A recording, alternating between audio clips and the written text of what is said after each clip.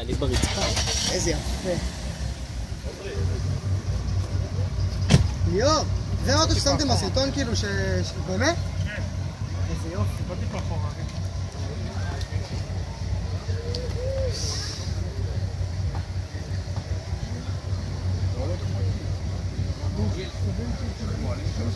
הנה, ועכשיו זה עוד יותר מהר, לא? יש לו? וואי. איזה חזק.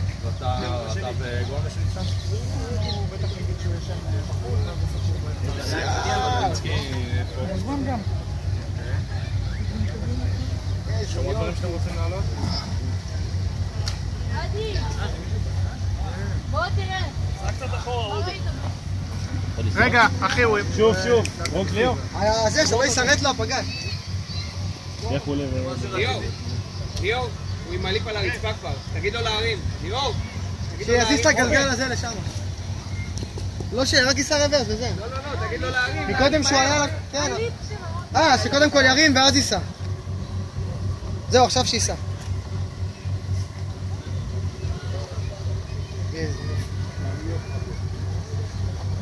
הנה, זה אדיר, תחשוב. ביום יום אתה נוסע לך ככה, מגיע לאיזה מקום, איך זה סלם לרצפה.